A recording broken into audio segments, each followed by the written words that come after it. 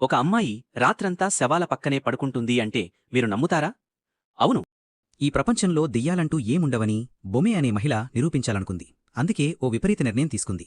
ఓ కొత్తగా చనిపోయిన మృతదేహాన్ని శవపెట్టెలో పెట్టి ఒక కెమెరాతో బొమే కూడా దాని పక్కనే పడుకుంది. పైనుంచి శవపెట్టెని కట్టమని తన తమ్ముడు టెడ్డీకి చెప్పింది. అంతేకాదు, శవంతో కలిసి నేలలో పాతికట్టమని కూడా చెప్పింది. బొమే ఆ కెమెరాను నైట్ విజన్ మోడ్లో మార్చింది. ఎందుకంటే వాళ్ల ఊరిలో ఓ పురాణముంది, చనిపోయిన తరువాత దుర్మార్గుల్ని శవపు గోతిలో దేవుళ్ళు శిక్షిస్తారట. బొమేకి మాత్రం ఈ కథలు అర్థంలేని అబద్ధాల్లో అనిపించేవి. అందుకే రాత్రంతా ఆమె శవం పక్కనే పడుకుని కెమెరా ఆన్ చేసి ఉన్నది. సుమారు ఊపిరి తీసే శబ్దం, శవం వాసన తప్ప ఏమీ లేదు.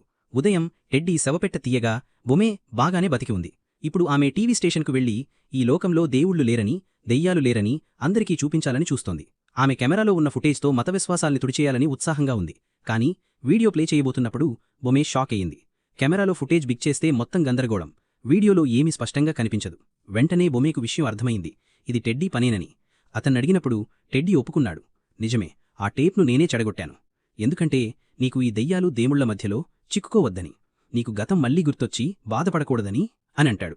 ఎందుకంటే 10 సంవత్సరాల క్రితం బొమే టెడ్డీకి మంచి కుటుంబం ఉండేది. వాళ్ల తల్లిదండ్రులు ఓ బేకరీ నడిపేవాళ్లు. ఓ రోజు బేకరీ ముందు ఓ మతవాది వచ్చాడు. అతను చెడ్డ పనులు చేసినందుకే దేముళ్ల శాపం పడిందని నమ్మేవాడు.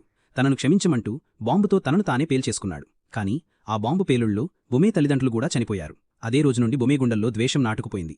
అప్పటినుండి బొమేకి దేవుళ్ల మీద నమ్మకం పోయింది. చెడ్డవాళ్లు ముక్కలైపోతారని చెప్పేవాళ్లను చూసి నవ్వేది. అందుకే ఆమె చెడ్డవాళ్ల శవాలను తవ్వి లోపల ఏమి జరుగుతుందో రికార్డ్ చేయాలని నిశ్చయించింది. ఆమె ఓ వృద్ధాశ్రమంలో కేర్ టేకర్గా పనిచేస్తోంది. అక్కడే ఆమె చూసుకున్న మృతదేహం ఒకప్పుడు ఓ దుర్మార్గ ధనవంతుడు. చిన్నప్పుడే బొమే అతనిని చూసింది.